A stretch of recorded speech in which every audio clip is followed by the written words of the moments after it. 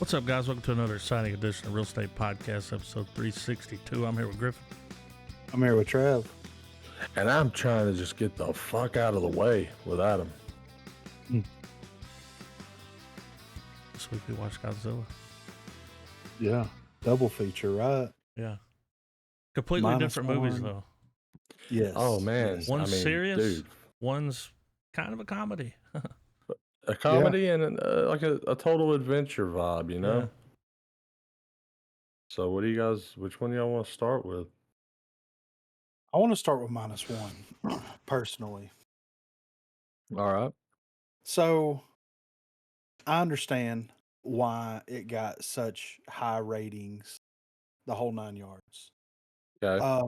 It was a love letter Yeah. to the original Godzilla. You know what I mean? Like Like the mother of Godzilla. yeah, Right? yeah. And dude, there's nothing in this movie that I hated or that I disliked or that I would have changed. Nothing at all. The way that they were able to build tension with a giant walking fucking lizard was Yes. incredible. Well, it was essentially Jaws with Godzilla. And Yeah. not just because of the one scene, but just the slow burn, the less is more. And we got plenty of screen time, but it wasn't so much. It was a stark contrast to Godzilla Kong. Oh, for sure. Yeah. Yeah. And I really loved the idea that we were in the back seat of a kamikaze pilot who was like, "Nah, I think I want to live," and then how that decision just reverberates Save the throughout the future. whole movie. Yeah. Yeah. I mean, like for instance, the scene when he shows back, like it's after he's dealt with Godzilla before he's mutated, and I thought that was a cool touch. Like he was just like almost like a T-Rex at first, but then they let you know through the montage that because they keep the lore with America's nuke When testing they being bomb that what island. Yeah. what Yeah. and it be the little I thought it was boost to cool make that him they what he mentioned that is. in both movies. Yeah. Oh yeah. Yeah. Well, when the pilot shows back up to the place after it's been devastated, from the nukes and everything, and that woman looks at him like, "Why are you here? Like I know why. Like you're not supposed to be back. Like you were. This was a one-way ticket, motherfucker. Like Oh, the Yeah. neighbor? yeah, Yeah. Well, And it she's was a like, big thing. It was shame. They're real big on honor and yeah, it was a very much a my you had family one and your job. family's dead because you didn't fucking do what you're supposed to. Yeah. Mm-hmm. Yeah. And I just look. Oh, go ahead. I was just saying, just the whole late 1940s, 1950s vibe. I was like, that's a great way to just I don't know, like that tip of the hat to the original, because I know there's a few years ago there was Shin Godzilla that came out, and it's a whole other telling in and of itself as well, because there was a part of me that initially went in and watched minus one going, okay, is there going to be some sort of continuity to this? But there wasn't, and I think that's for the better. It's cool that they're able to pump out more or less just one and dones with Yeah. this, but still, I mean, it's kind of like the Batman origin. You don't get tired of seeing it, really. Like even if it's just those nod winks to it, Right. and it's Yeah. almost like the director's calling card to be like, "Don't worry, I got this. I know the lore. I'm not fucking with it." Yeah. Yeah. Yeah. I thought that the idea of the film taking place when it did, and how Godzilla has always been kind of a metaphor for the nukes getting dropped or the bombs getting dropped on Japan. This just devastating force that shows up and wrecks it. How it played it so close to the nose without being like wink, wink. You know what I mean? Well, I mean, yeah, and we get the most metaphorical scene for Godzilla in any movie period, and it's It's the big final breath sequence where the woman pushes the pilot out of the way, dies in the shockwave, but just Yeah. the build up. Like my wife and I watched, we were fortunate to watch it in theaters, and I'm telling you guys, the scene, anytime any of those scenes, but particularly the one where the spikes start to glow, but they start locking in place. And the music syncing up with it, you know, you're hearing the death bells in the distance Dun, with it dun, and dun, whatnot. dun. Every time that would happen, me and my wife found ourselves on the edge of our seat because we were just like, it's not, you know, in comparison. I know He's going we're gonna get nuclear. to New Empire, where you know, where he's shooting beams like fucking casting stones on a pond, you know. But in this, when he does it, it's so devastating, and you just see it like clear a path through the city, and then all of a sudden it's dead silent. The music kills, Yeah. and all you just see is the mushroom cloud, and then just the full, you know, it goes full Oppenheimer for a minute. Yeah. And I was like a special effects sequence shouldn't have been that impactful, but it was, you know? Yeah, for sure, man. And like the humanity that was kind of injected into it with like, like you said, having it from the perspective of a kamikaze pilot that's had this like PTSD traumatic incident with this creature and then finds himself at odds with this creature again later on after, living with the shame of like, what he didn't do or what, however you want to look at it. But like, it's such an interesting way to tell the story. And it was an incredible way because, like, you know, whenever we look at like even the original American Godzilla and some of the other Godzilla movies that's been made, even the Toho ones, where you have the scientist that's involved, that's like, oh my god, this creature's so fascinating, all this stuff, and it's like, no, Yeah. in this, Godzilla is a fucking monster, and It's we just a need to force of shut this. nature. Yes, we need to shut this shit down immediately. You know? Oh, and you know, calling back to Jaws, the sequence where when the pilot first gets that job and they're on the little wooden tugboat picking up those mines, Oh man, and they finally have the like that was the first part of the movie where I finally was like, oh man, this is when he was intense. chasing them. Yeah, dude. Yeah, And then that was they're like, scary. all right, they're like, let's drop these in, man. Let's just fucking do something. And you see the first mine detonate, and you're like, okay. And then they're like, let's go for the mouth, and then they fucking drop it in, and then I've never been more like depressed at seeing a face regenerate, because Yeah, I mean, right. because obviously we still had some movie time to go, but just seeing that go on and you're like, oh fuck, all right, so we're dealing with a very much immortal Godzilla. Um, but just that scene alone, and just it always, going that scene plays into the whole thing that I wanted to get to, as in this movie made you give a shit about the people. Yeah, for sure. Like Yeah, other completely like all different than any these other. Yeah, all the Yeah, other monster movies, I mean, hell, we've created a tagline, man. It's, fuck the city, save the day. Like collateral is never factored in sometimes unless Robert Downey Jr. has a hold of the script. But outside of that, though, like it's always very much like, all right, which I mean, don't get me wrong. In the same breath, I was someone that was bitching several episodes ago. Like I want movies where it's just like, fuck it, ain't gotta explain shit.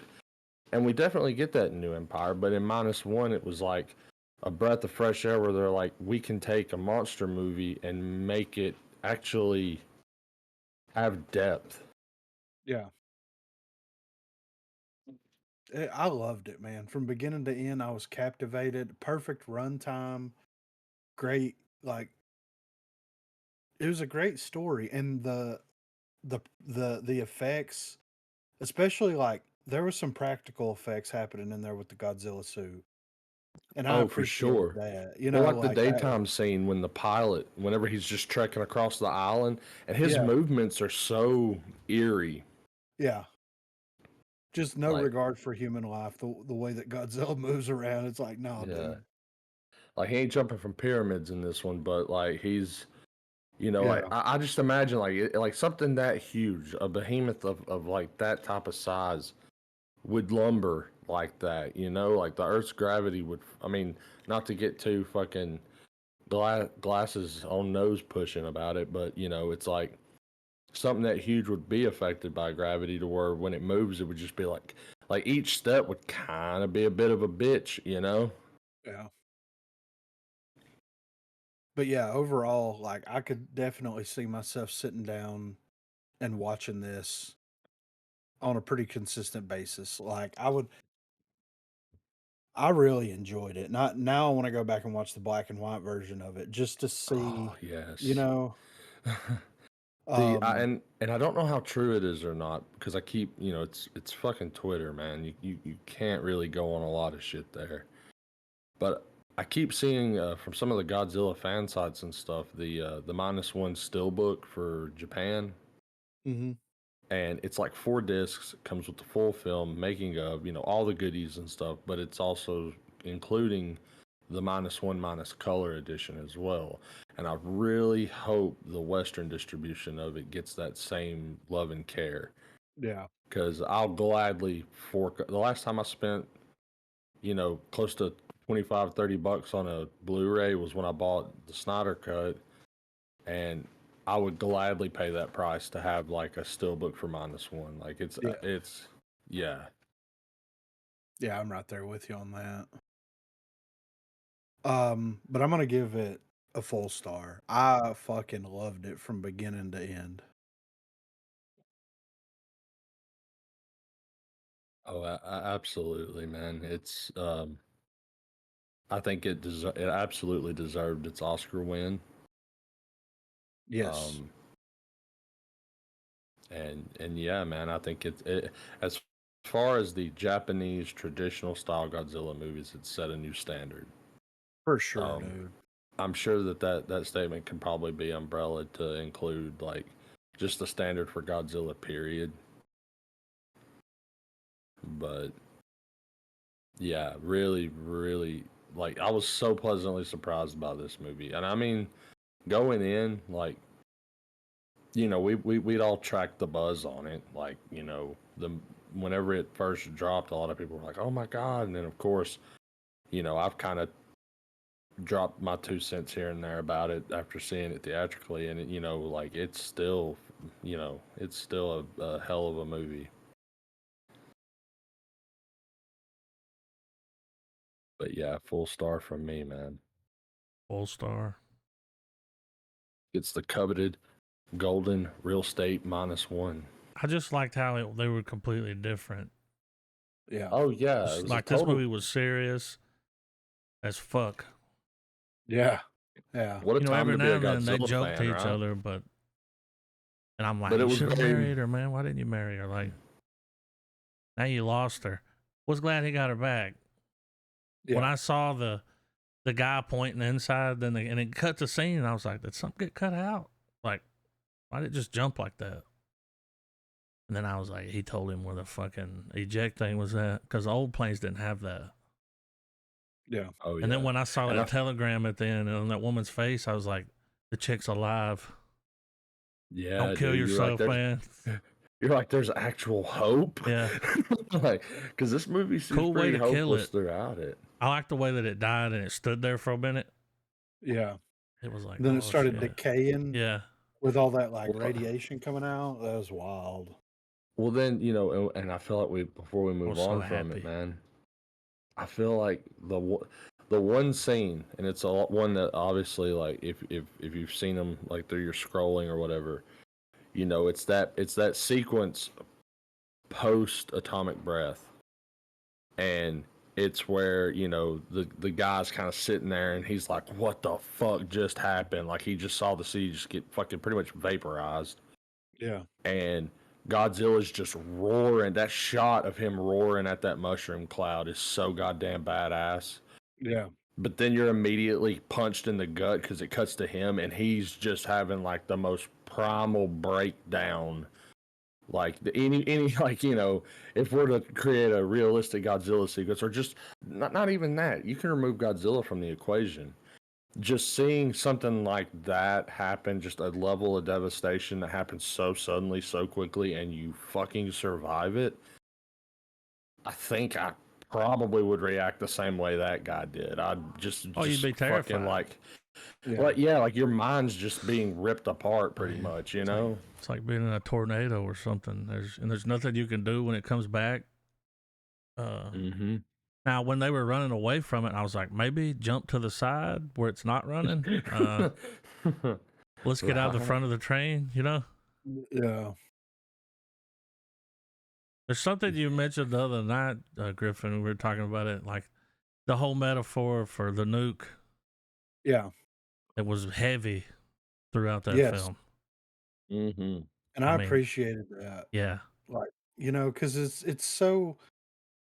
I think a lot of people, especially a lot of newer generation Godzilla fans, don't understand what what Godzilla was originally. You know what I mean?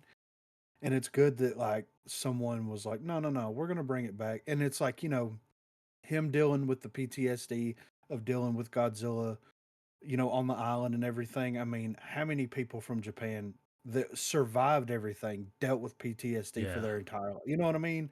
And the looming Right. fact that like this could happen at any point.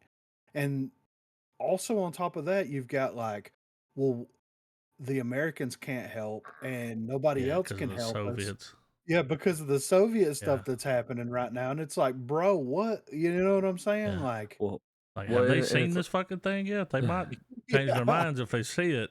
yeah, for well, real. and it's also too. It's just that it's that underlying that message with the nuclear metaphor, and it's that once you have the power to wage, once you have that kind of power in your grasp, um, no one like you're so unpredictable. You're a monster in the eyes of the world. Yeah, Yeah, Like, I mean, think about all the countries that are nuclear capable. Like yeah, right now, within minutes, someone launching a nuke. There's several out there, and they have hundreds. yeah, It's just, and there's a like I mean, lot of them that would it's like to hit this place. You know? yeah. And the thing is it's such a chain, and it kind of the movie kind of rolls with it too, whether the director obviously intended it or not. That's the beauty of interpretation. But it was just a rolling domino effect. yeah, Just from the moment Godzilla, goes, big mode, I guess. Once he has Beast that mode. final form, yeah, once he goes beast mode and he makes his way to the Japanese coastline and stuff, it's just this it's on a subdued level, it's so off the rails of what's going on throughout the movie. yeah, Uh like there's just a sequence where they're just in town, right? They're just talking, whatever. Then you just see a fucking boat just sailing through the air. Yeah. yeah, Dun dun dun dun. And that was something cool too. Yeah, the you made mention of it, Adam. I love that they use the classic Godzilla Yeah. music. All yes, like they used the motif through every time he showed up. It Mm-hmm. was bam bam bam bam bam bam, I would and it always add fits in. so I'd go dun well. dun dun dun. You would think really that would be kind of goofy, but it played Nah. so well into it. yeah. Great flick. I $10 million really, budget. Wow. yeah. I I almost say. mean, give this guy, whatever he wants. At this point, Um, let him or Adam Wingard direct a Dragon Ball movie for crying out loud. I mean, I'm, yeah, both of those directors have an eye for beams. You know what I mean? yeah. Like, But yeah, good stuff, man. With Godzilla X Kong. So, last that we leave off, Godzilla's taking care of stuff on the surface. Kong's taking care of stuff. He's living in Hollow Earth. yeah, I mean, he's fucking, Was he's the jamming last out to one was air a Skull supply. Island too? No, the last one was Was it called Godzilla Hollow versus Earth? Kong. Okay. That was Yeah, the one after Skull Island, right? yeah. I Yeah. watched it, Yeah. I just couldn't remember the name.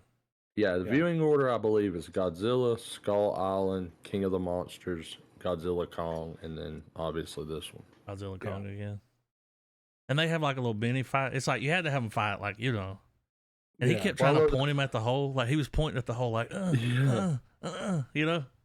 Yeah. like The facting, dude. like God, Kong's face acting throughout the movie. no, that little shit, his acting. Yeah.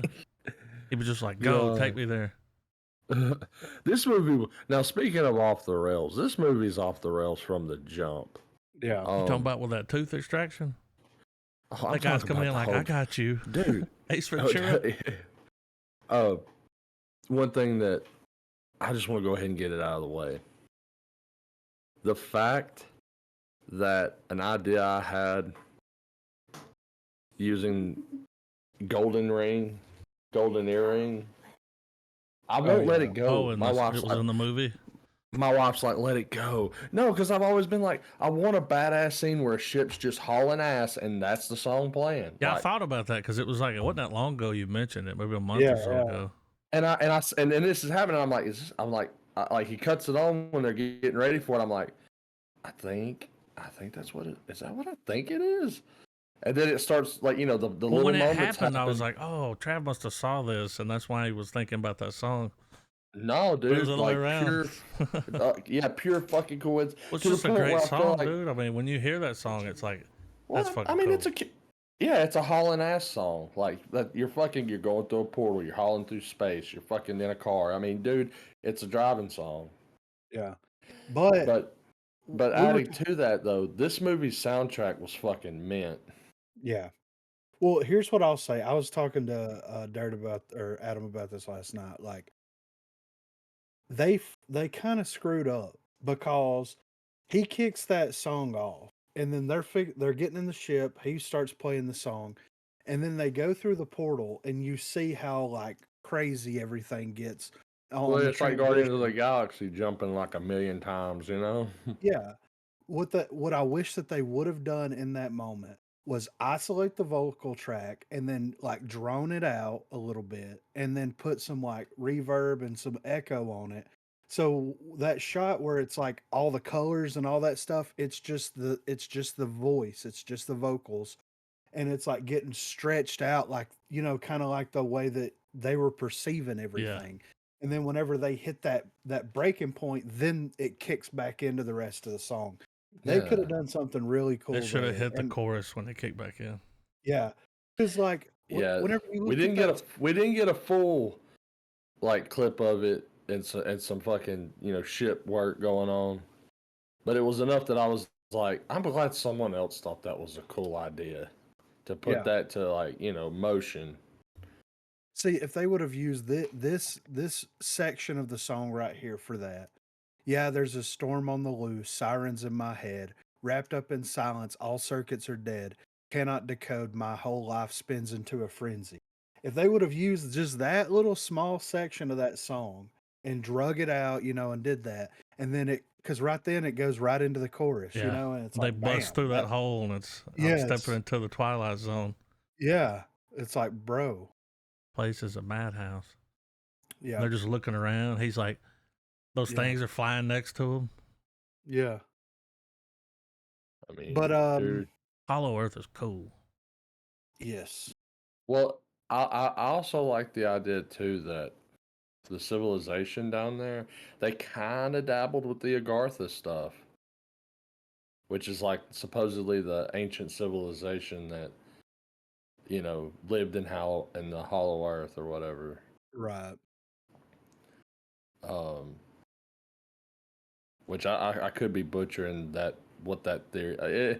It's one of them. I can't remember if it's some people that we're not going to talk about in the podcast that uprooted into Hollow Earth, but they're kind of viewed as some bad people. But I think it's like because with all the pyramidic iconography there, you're like, dude, there's motherfuckers built the pyramids.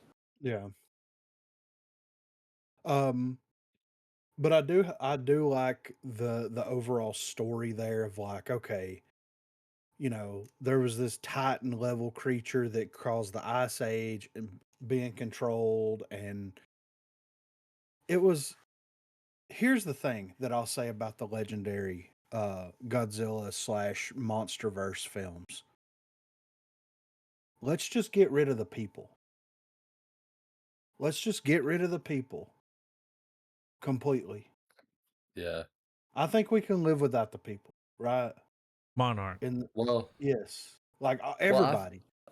well, it's almost like there's so many Titans. There's so much shit going on in the MonsterVerse that humans don't like. We're like it's a sore thumb. Like it would be interesting if like they find a way to where you know several films from now we finally get to a point where because these creatures are going to have a different lifespan clearly than humans. Yeah, Um, they've been there forever. yeah, so have a movie now after people like and deal with like the creatures because if we're going to entertain how ridiculous legendary movies are being, which is not a bad thing. Yeah. But I could see him going the distance and do something where it's like, all right, humans are gone, shit's still trying to fucking do its thing, but it's like, Kong has a human attachment now, Yeah. so like, there's still, he'll like the stuff that him and Godzilla kind of would, they're still monsters, they're still animals, so they're still they're not thinking like humans clearly, but they're still intelligent creatures. Right. Have it to where maybe they pick up, they're still more, I don't know how to write it, but just a fucking movie where, like you said, Griffin, like the people don't matter anymore because they're not fucking there. Yeah. Well, here's a couple of questions that I have. First of all, we know why Kong went into the Hollow Earth. It's more like his home. His family's from there, but it's a territorial thing, right? Yeah. Question one: why is it Godzilla just rolling up and bitch slapping the fuck out of all of these Titans that are still alive? Because on their maps, there's like 8 of them that pop up that are still alive, and it's like, oh, well, Godzilla's going to go fight this one Titan because that's where the polar Well, whatever magnetic field, and all this. It's like, no. like I get that, but I feel like because of that, the way they showed hierarchy in the Hollow Earth, I feel like Godzilla is obviously on a global scale. Hence why we even got the King of the Monsters movie, which I mean, I guess you could view it more as a love letter to just all the Godzilla movies where he just fought next monster, Yeah. But I feel like with that being said, he's not going to kill a Titan unless it's trying to like encroach Threaten on its his terror. territory. Yeah. Yeah. And I get So, that. like, so if they don't submit to God, if Godzilla shows up, which I don't know if there's gonna be a standoff because that didn't happen in this movie. He just showed up and was like, What the fuck are you here?" And Yeah. they just start fucking brawling. Yeah. But like if it's another type of creature like that, would Godzilla just immediately react as in apex predator mode and just fucking kill it, or would he give that creature a moment to submit to him and be like, "All right, I'm gonna fuck off. Like I did not mean to fucking come up to the surface world. I'm sorry. Going back to the Hollow Earth." Yeah. And then, like, my biggest question though is they laid this plot thread out in King of the Monsters, and it has been yet to be fulfilled.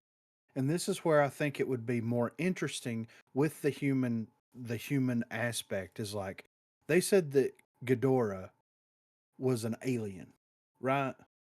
Yeah, I'm glad you're Okay. bringing this up because I Yeah. had I had thoughts on the matter too.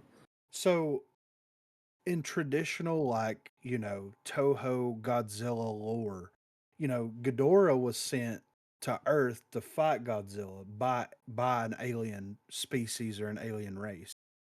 Why have these aliens, like, now that their champion, quote unquote, is dead, why haven't they shown up Well, and been when like, But was bro, that? Like, how long ago that was that when it was sent there? well, it'd been there for That's what I'm saying. How long? You know what I yeah. mean?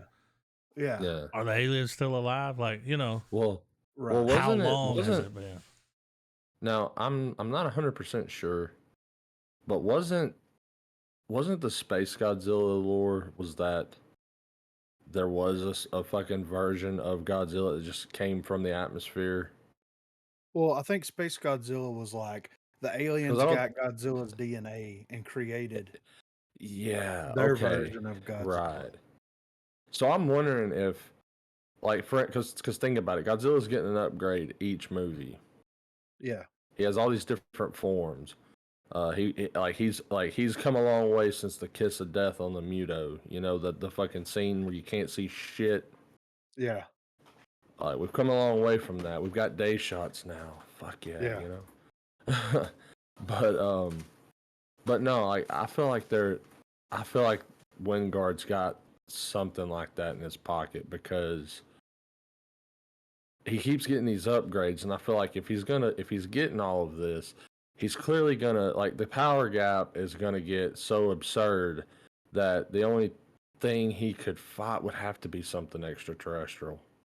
Yeah. I mean, because if the Titans are going to remain on the planet, but be basically like under control because of Godzilla being there, and they're not going to be like wreaking havoc or anything, and then Hollow Earth is going to be taken care of by Kong, and we've already seen like through the Kong stuff, like multiple challenges to his rite of passage, if you want to call it that.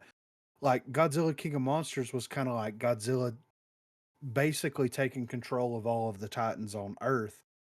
The next logical step has to be something space, has to be something that isn't of this world. And you have a couple of monsters that the aliens send down. The humans have already tried to fight back with Mechagodzilla, and that didn't pan out, of course. So it's like, if we're gonna do another one, please can we do like have the aliens show up? Because I think it was in Tokyo SOS or one of those flicks that one of those Toho flicks where they're the aliens show up and they have like alien whatever on the planet that the humans are fighting, and then you have all of the like kaijus that are being sent down by the aliens that Godzilla and Mothra is fighting. You know what I mean? So it's like Yeah. that would be Now, like the I, ultimate King of the Monster thing. well, it seems like that's the trajectory, man. Let me throw But this at you instead guys. of, As of 4 hours ago, Wingard will not be returning for the sequel. oh, bummer, Hollywood man. Reporter. So there's no telling where it's going to go. Yeah. Yeah, that Um, may be bad.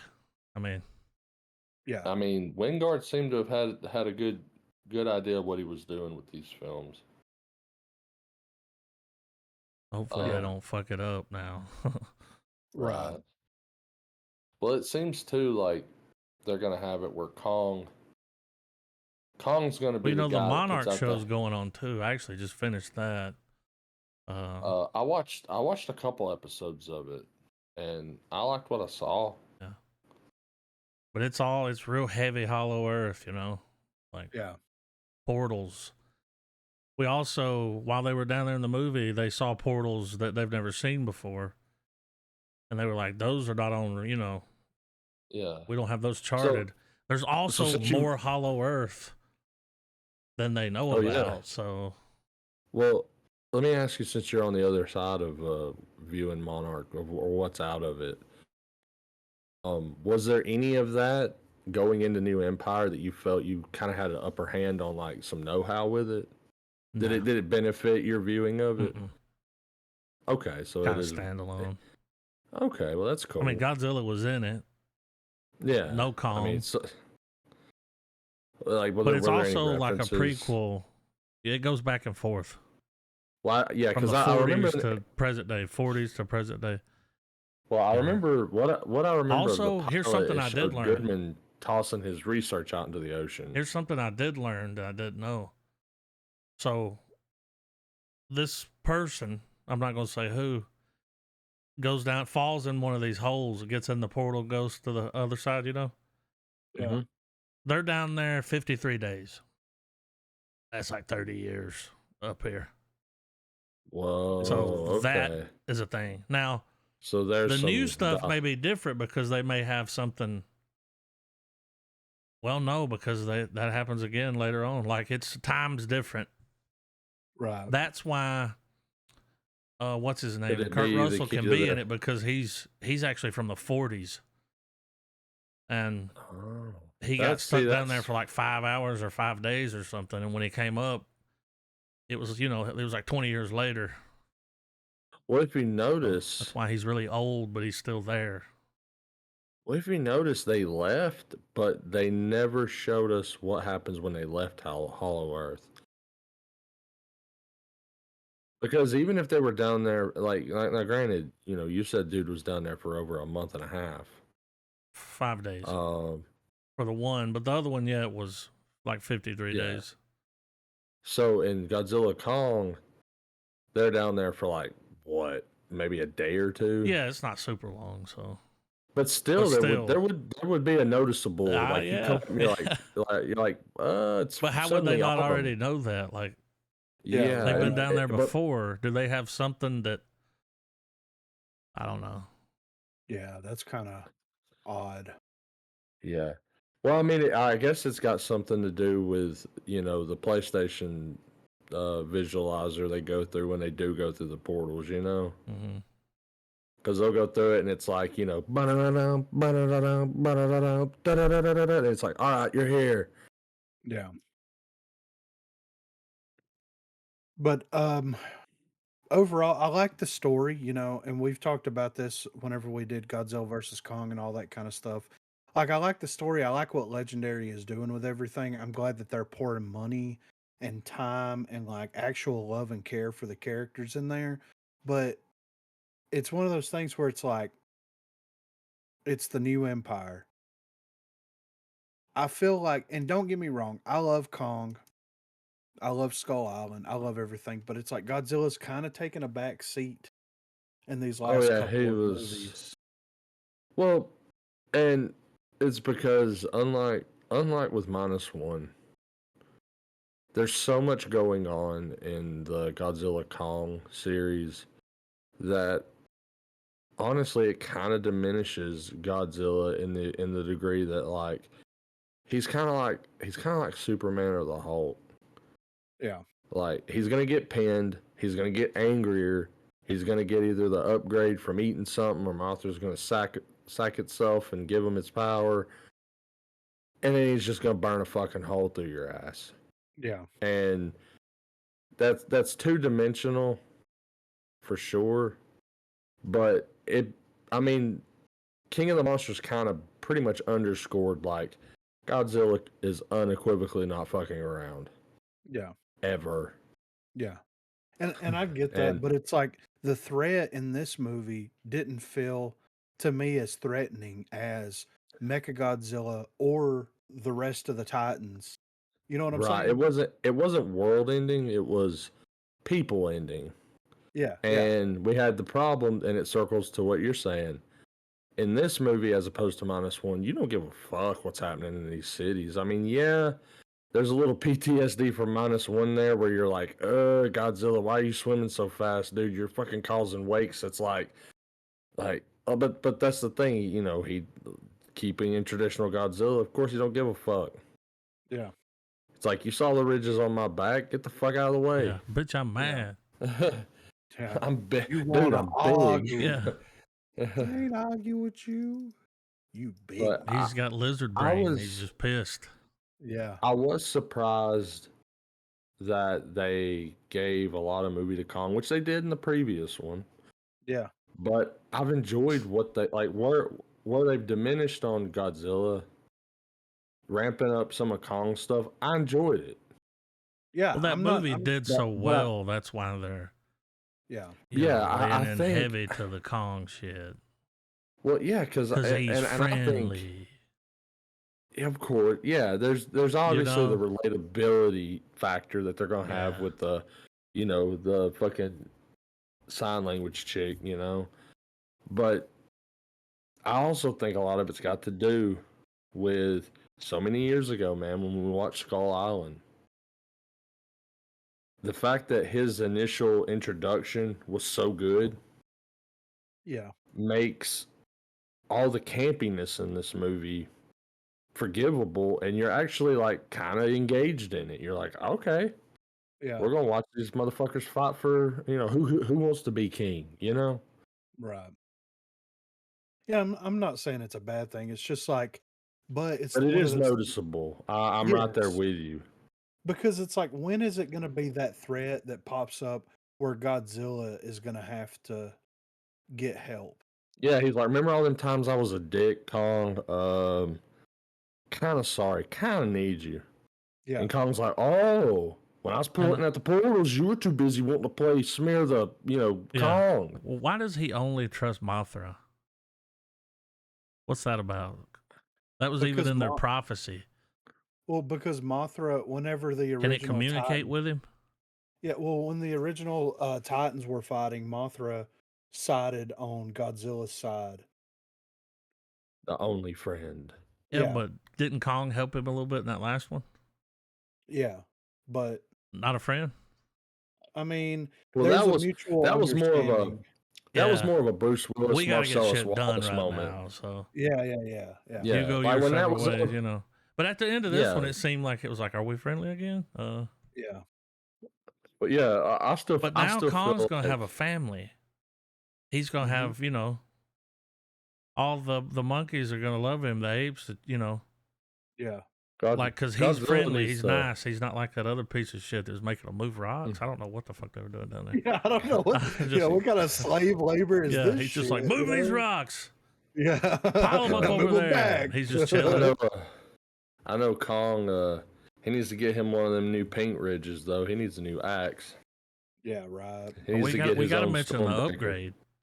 Dude, when All the Godzilla hand. shows up, upgrades. when Godzilla shows up to that nuclear fucking power plant, and he's just like just taking the He's biggest getting rip. ready for something. Yeah, the Yeah, biggest Bond and rip ever. that Like, was bro. that was badass. They were like, dude, like Godzilla, like the whole time, like no one thinks to shut any of these facilities down. Like No. that's another thing that I find is a little kind of crazy throughout these movies. Is like, okay, ever since Godzilla, even since that first movie, everyone knows Godzilla likes himself a little plutonium snack from time to time. Yeah, a little radiation. Why the no big deal. fuck, 4 movies later, are nuclear reactors still a thing Well, on planet after Earth? he soaked that one up, he went and found that creature and killed it and soaked that shit up, Yeah. which was way more powerful than what he was getting up there.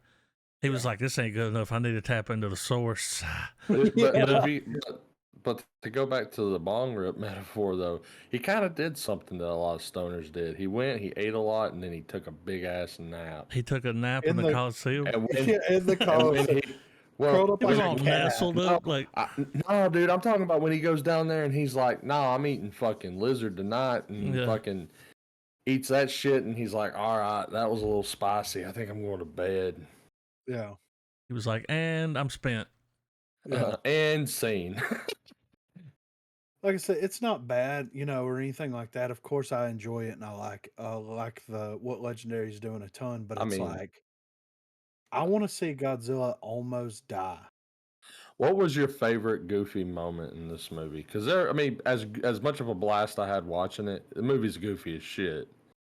Them trying to fight in zero gravity. I think it's probably the low hanging fruit for me, man. The fact that Godzilla suplexed Kong Oh yeah, He did. off a pyramid, yeah, and Top the rope. fact that he took now. Me and my wife, we had this on running joke throughout the fucking movie. The little fucking small Kong.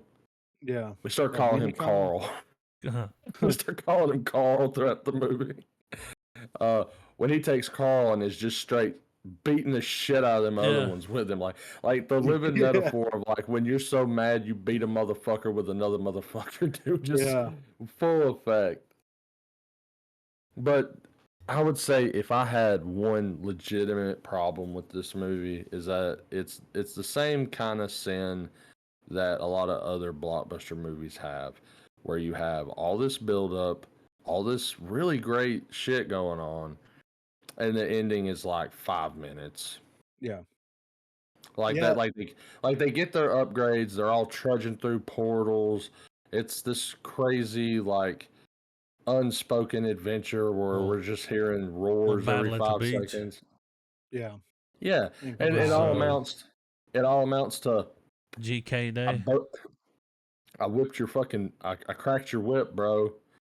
Um, who knew switching up opponents would do such a good Well, I thing? knew I was like, if he could get that tail away from that thing, that little piece, I was like, that thing will turn on that motherfucker quick smart. Now, Yeah. as much of a Godzilla fan that I am, and I was rooting for Godzilla in the first movie,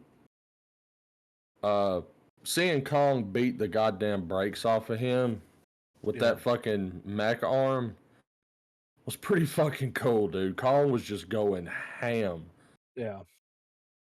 I was sitting there like, beat his ass, beat his ass. In my Yeah. mind, once again, I just heard the ghost of Robert Downey Jr. going, "Go to sleep, go to sleep, go to sleep, go to sleep." Yeah. When he's fucking hydraulic beating the shit out of the hole. Like, Yeah. It was that's one of the things that I was kind of bummed about, is the fact that it builds up to this fight that just like the final fight should have been at least 20 minutes long, if not 30 minutes. Like, it should have been this thing. The other thing, and I think that this is why, realistically, why it kind of harkens back to like what I said about having the like human actors in it, is the actors that they pull from film to film is so inconsistent that it's hard to like be a fan and root. It's like, okay, this character was introduced in this movie, so they're going to obviously be the star of the next movie. And then we're going to introduce a whole bunch of new characters. And then those characters that get introduced in the other movie are obviously going to be the star of the next movie. It's like, where's Billy Bobby Brown at? Where's the dude from the original Godzilla, the guy that Billy was in Bobby Brown. Kick-Ass? Yeah, yeah, Millie Bob. Like well, you know, that. they don't. Well, the sad thing about that though is that at the end of the day, they were all just pawns in Vera Farmiga's game, and you know, she met her end at the end of King of the Monsters. So Yeah, and that's the thing, like her being like, who she was, kind of the through thread in all of that, kind of held it together for a little while. And then it's like, okay, now we're just going to continuously introduce people. And it's like, oh, we're going to bring the guy from Get Out or whatever. The podcast guy? Yeah, we're going to yeah, bring him That's back. he was Paperboy. getting Come kind on, of- man. Y'all don't he like got- him? Yeah, I both of them like got. him. Well, I like not him just and Trapper. him. They're funny.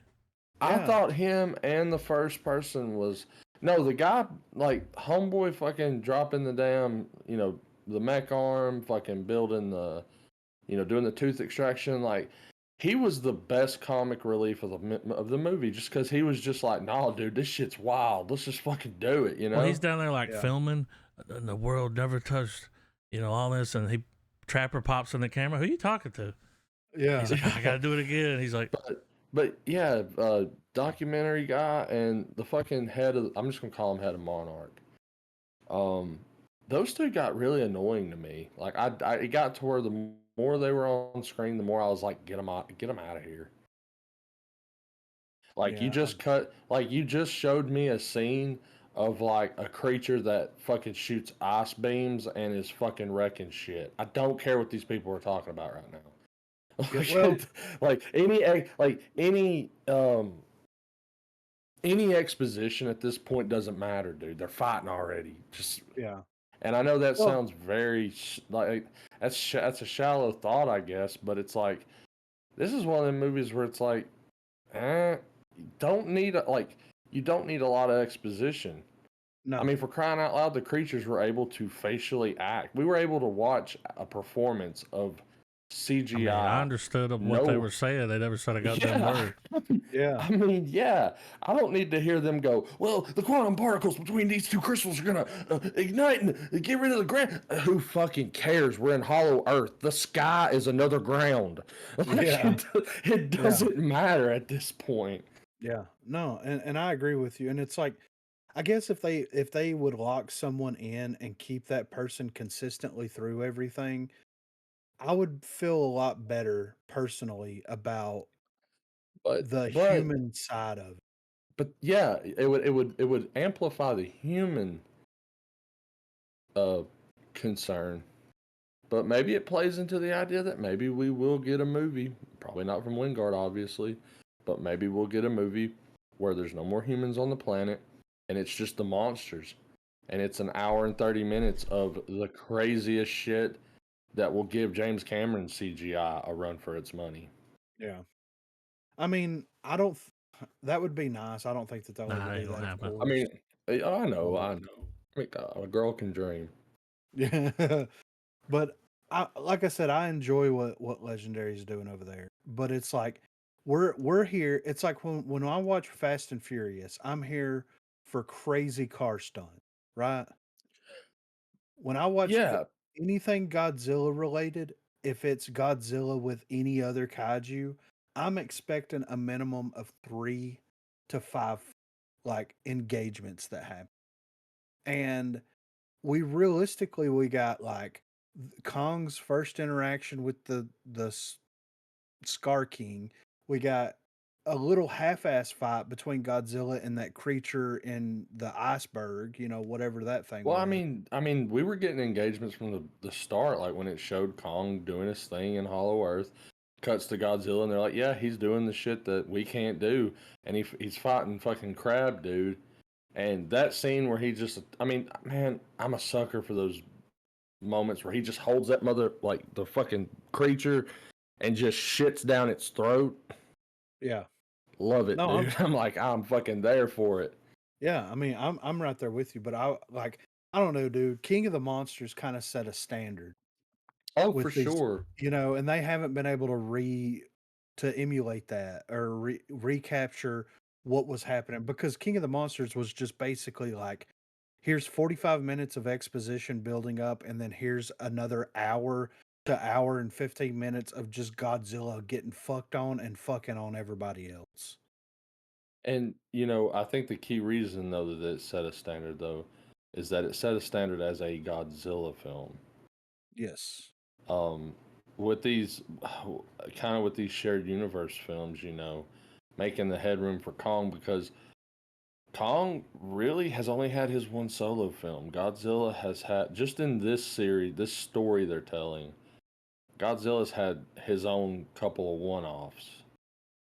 Yeah. So while it does suck for him to be the backseat in a movie where he's the first fucking name in the damn title, Yeah. um, it in a weird way it does make sense because Kong has not had anywhere near as much screen time as Godzilla's had, Right. and I think wasn't there a tweet that Culture Crave posted or one of the different movie places that we follow, It might be a licensing and thing. well they had a Yeah. well Or I'm like sure his it's arms got to be longer, Mm. and well he can't be on screen as much. Well, I believe there's a chart online somewhere that actually shows you all of these, or at least the legendary MonsterVerse. It shows all the creatures' screen time, just for the scope of like how expensive it was to make them and yada yada and all that shit. But I think that's somewhere on the internet. I know, Yeah. I remember glancing at it at one point, but I can't remember the numbers. Yeah. I'm But still gonna give it a over star. yeah, I'm gonna give it a star as well. I mean, overall, I really did enjoy it, and I thought that it was a fun watch. It probably would have been better viewing for me if I wasn't coming off the hills of -1. I mean, dude, that already puts New Empire at a disadvantage. Yeah, so like that, that I was so hyped whenever -1 went off. But let Um, me let me ask you guys though, out of Godzilla Kong and New Empire, I think it's a case where the sequel surpasses the first one. Because I'm kind of looking at this kind of in the same way you do the Marvel films. Like Godzilla Kong is its own fucking series of movies.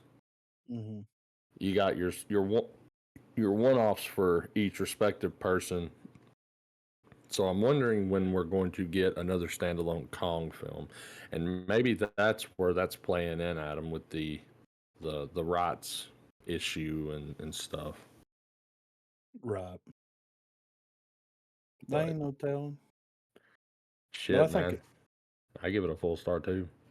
yeah, I mean, like I said, I enjoyed it, but it's like I want to see, I want to see like another Ghidorah level threat show up that's alien, and it's like, oh, so Hollow Earth exists, and then there's like a whole civilization down there. Now we got to deal with like space stuff, Well, like what's crazy is that okay, Hollow Earth's been existing the whole fucking time this story's been playing out, and we're yeah, just now getting to it. yeah.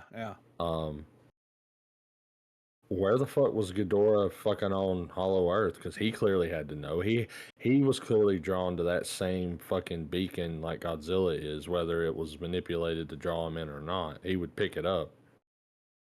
Yeah. Well, I mean, the way these movies logic goes, that seems like what would happen. He'd land and he'd be like, "All right, I'm gonna scour the surface. All right, it ain't here. Guess I'll dig." And he finds the fucking Hollow Earth. Yeah. But yeah, we'll see, we'll see what they pump out after this, you know what I'm saying? But we got a little bit of movie news here. Just a couple of light things. So Fast and Furious franchise has a lot of potential for TV. Universal boss teases Fast 12. God no. So in 2025, the Fast and Furious family will reunite once again to shoot the last film in the main saga led by Vin Diesel, but there are still some stories left to be told, and they How could be many? brought How to many? television. I'm sorry, but how many final Fast and Furious have we been teased with now? Family, dude. It Well, it's prints almost money, like dude. They're not gonna stop making them. Yeah. Give up on that. well, they've printed themselves into a canon And again. as soon Now, as they stop, they'll reboot the motherfucker with new people. God, Yeah. There'll always be Fast and Furious movies. Yes, dude, I always. hope it's old people in station wagons, and it's still called Fast and Furious. Yeah. But it says here that it's been more than 20 years since Diesel and the late Paul Walker started the franchise that they had no idea had so much potential for expansion. After three lower budget films, which built the foundations of the universe and the characters of what would become one of the most successful franchises in history, the fourth outing, Fast and Furious, was the turning point, creating a story that would define the series with its implausible action scenes. Last year, with Fast X, the family began to say goodbye to its audience, since the next installment will presumably be the last in the main saga.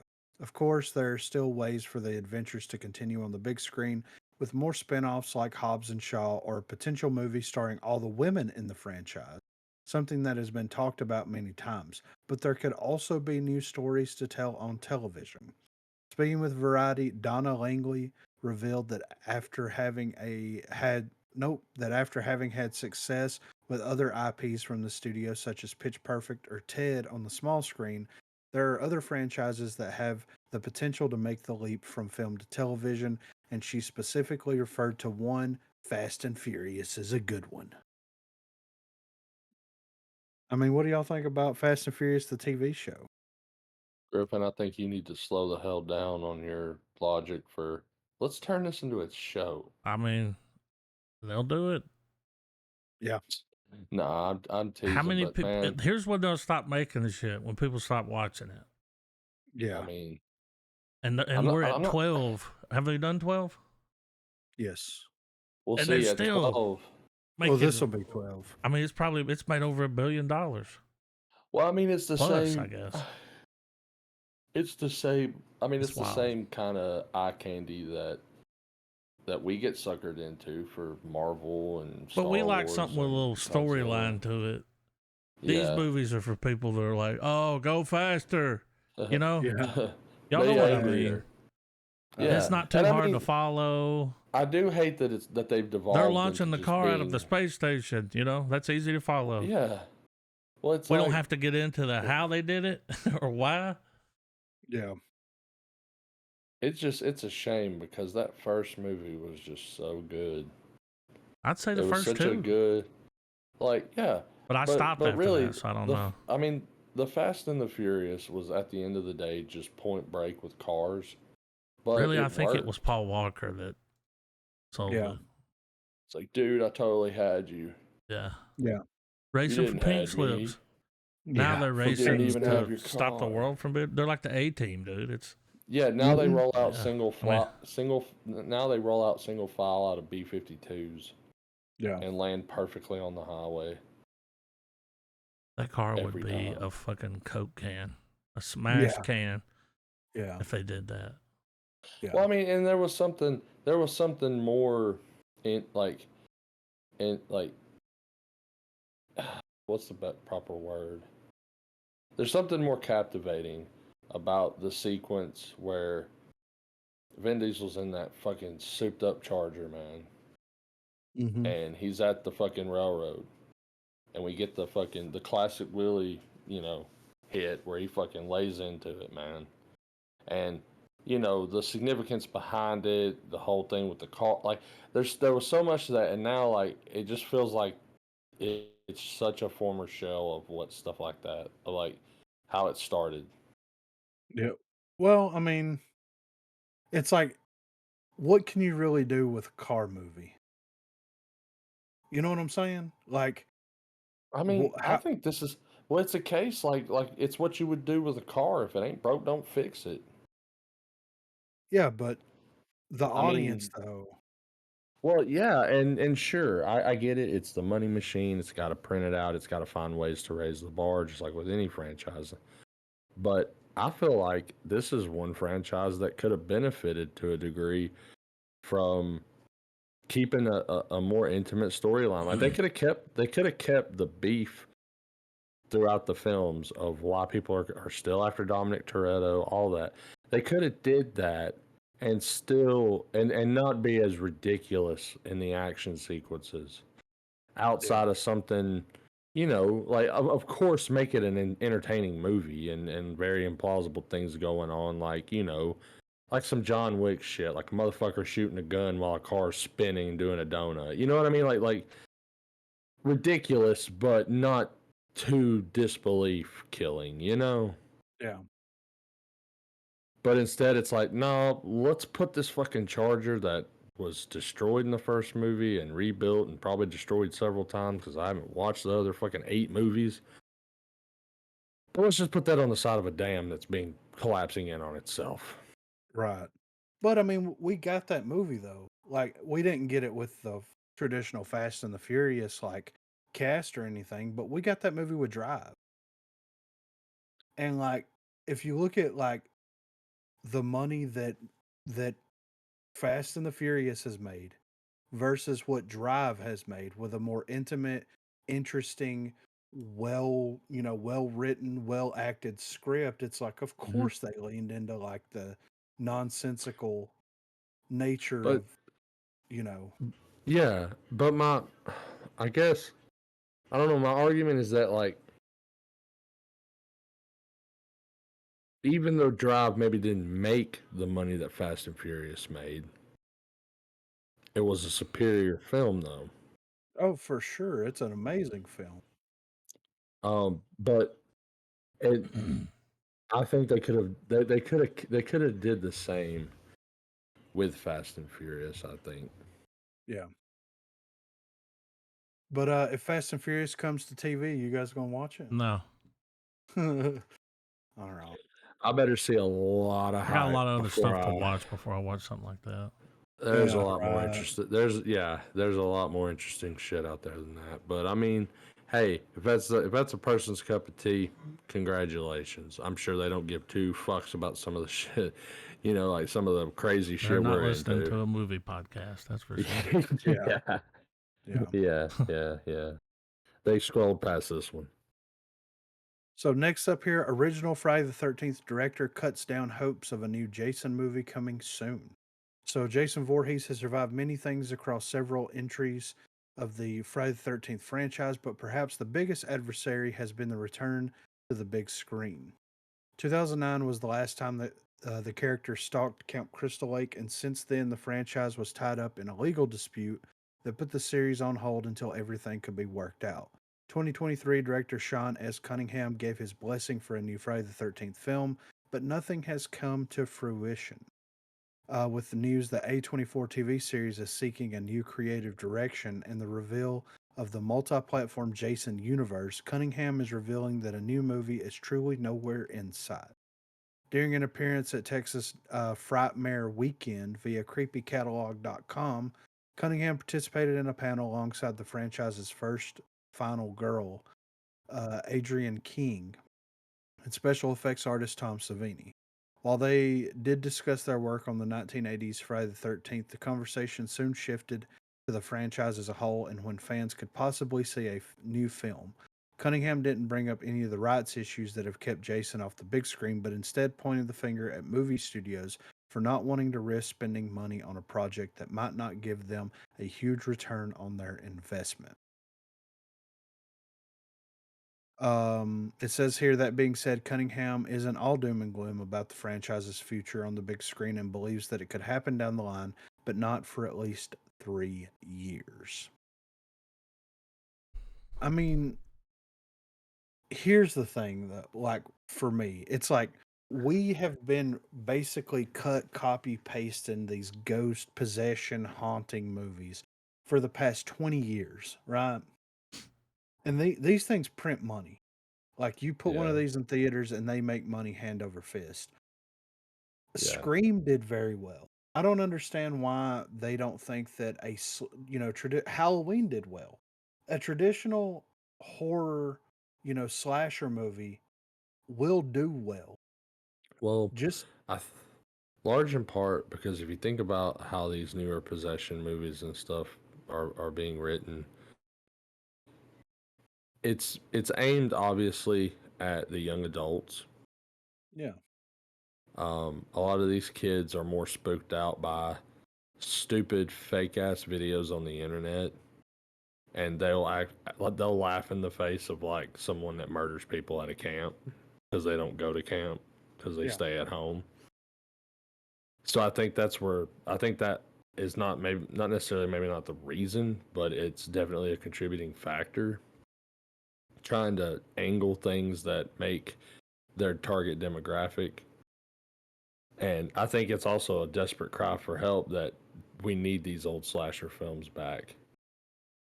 Well, I mean, of But course we don't need them, but like, no, we do need them back. I But mean, like, but I guess I mean because the point I was wanting to make though is that I think the idea of a Jason universe is fucking dumb. I yeah, I think mean, I don't. that's getting too that's imagining a mansion before you built your cabin, dude. Like you like go like if they really want to do it right, dump some solid money into a good reboot of the franchise and just see where the fuck that goes. Well, I mean, they could do that, or they could lean into what Legendary's doing with the MonsterVerse and do it with the slasher film. You know what I'm saying? Like they could really, but at the end of the day, I mean, they can lean into the goofy nature of what Jason is. I mean, because if kids are going to be more spooked by something like that's possessing or whatever, it's like, bro, Jason's been brought back to life like Yeah. 15 times. But I'm just So, saying, like, keep it simple and intimate. Like, I know I haven't seen it yet, and I don't know if y'all have, but if the guys that did In a Violent Nature could have had the rights to Jason, yeah. just on the trailer alone, the hmm hype factor for Jason Voorhees would be through the fucking roof I think that, in the horror community, at least, you know. and I think that that might be one of the reasons why, because I haven't watched In a Violent Nature yet either, but it's like, with the praise that that flick's got already, it's kind of intimidating because it is kind of like, their version of, you know, I mean, a version of it's Jason. just the back of Jason's head the whole movie, from what I understand. And you're Yeah, just, and that's cool with me because I mean, one of the hallmark scenes of the Halloween reboot was in I think in the first one or the second. It's the one that we all gushed over where we're like, dude, it was behind the back. He fucking went to the house, killed the bitch, grabbed the knife. Nope, wrong knife. Killed another bitch, got the good one. You know, like yeah, that kind of thing where you're seeing the killer commit his crimes, but you're seeing the downtime where critical decisions that killer's making is happening. And critical could be something as simplistic as, what murder weapon am I going to use? yeah, How am I going to get into this house unnoticed?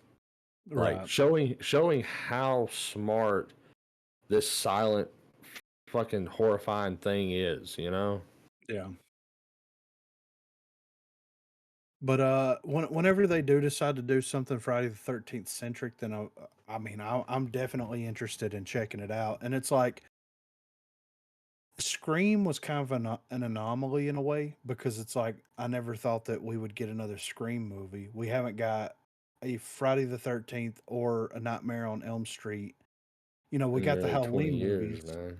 Yeah, I mean, it's gonna have to take someone coming in that actually loves the property Well, it's and got to be wants. it's got to be the last of the people our age that grew up watching those Jason movies Yeah, and and it's not even knowing the lore. It's just understanding the vibe of a good Jason movie. yeah, absolutely. Cuz like it like trying to make it scary is a futile attempt. Yes, The trick to making a movie like a slasher film good now, and it's stuff that even for all the shit people give Rob Zombie in his Halloween movies, one thing he was able to capture was the eeriness of Michael Myers. for And I think sure. when you can do that with these slasher icons, I think you can write whatever fucking story you want, and those characters are going to carry that movie, and it'll be a sure win. I think. Yeah, Lest you do something completely left field that just doesn't gel with how you've crafted that story. You know, right. like being able to have a film where they kill one of them off once and for all. Yeah, Which, that'd be like a James, kind of, I mean, I know I'm using weird comparisons here, but that'd be like the James Bond movie, killing off James Bond. yeah, And it's like, nah, dude, he blows the mansion and rides off into the highway, in yeah, the sunset. But with like stuff like Jason and everything, I don't know. You can make him really fucking scary by just how creepy he is. yeah, for sure. Yeah, And not even really touch that supernatural shit. Just yeah, make him a fucking brute that is a psychopath. yep. So next up here, Oscar Isaac will play Jesus Christ in The King of Kings. Good lord. So Oscar Isaac will voice Jesus Christ in the upcoming animation The King of Kings. THR has revealed, coming courtesy of Mofac Animation, The King of Kings will star Isaac as Jesus alongside Forrest Whitaker as the Apostle Paul, with the story centering on Charles Dickens, who shares the story of Jesus with his son Walter. So, this is the synopsis. Renowned storyteller Charles Dickens finds it challenging to bond with his imaginative son Walter amidst his busy career. After Walter disrupts one of Dickens' readings, Dickens decides to share the story of Jesus Christ with him, hoping to bridge the gap between them. As Dickens narrates the story, Walter becomes captivated, experiencing the events of Jesus' life vividly. Through the So it's journey of Jesus, Walter and Dickens' relationship deepens, culminating in a bond of love forged through storytelling. so Dickens' kid is a real Dickens, Yeah, decides he needs Jesus, and then it's never ending story, the Bible version. Animated. yeah. The I just quote want here, Oscar Isaac needs to voice Jesus like he did Apocalypse from X-Men. yeah, right. Redeem that role. So the quote here is Oscar Isaac brings the beloved figure of Jesus to life in a heartwarming animation, imbuing the character with gentle warmth and compassion. All right, There's Moon only Knight. one there's only one Jesus, dude. Jim Caviezel. And it's It's our boy Jim. I mean, he'll be back. Yeah. I mean, hey, if the ending of Passion proved anything, he will. No, I always imagine that this is sacrilegious, but like the fucking ending of Passion, when he stands up and you see the crucifixion scars in his hand. I always thought that would sync up perfectly to the ending of Batman Returns. Oh God. The way the music ramps up, like you're seeing the camera go through the sky, it's like, and then you finally, and then it Yeah. starts having the fucking "It ain't over, there's work to done," and it's just like, motherfucker, 3 days later.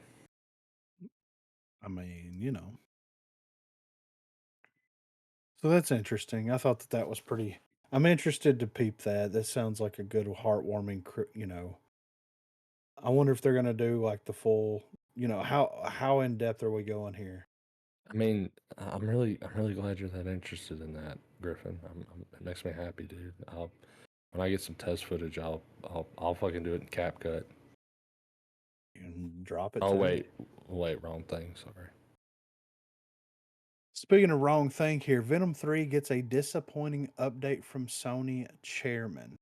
So the third Venom movie really will be the character's last dance, with Sony Motion Pictures chairman Tom Rothman confirming that it will bring the Tom Hardy led comic book movie franchise to an end.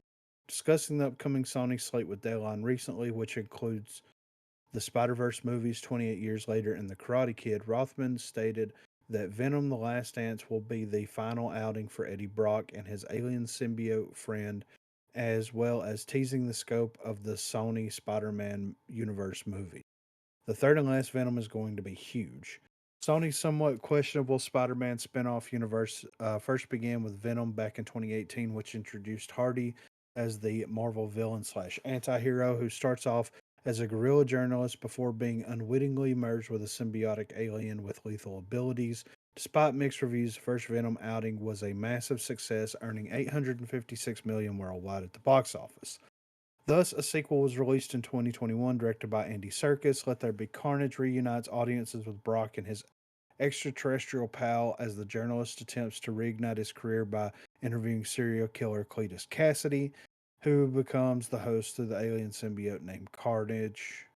Um, Venom The Last Dance is all set to be helmed by Venom and Venom Let There Be Carnage writer Kelly Marcel, who has also written the screenplay for the third and final installment from a story conceived by Tom Hardy.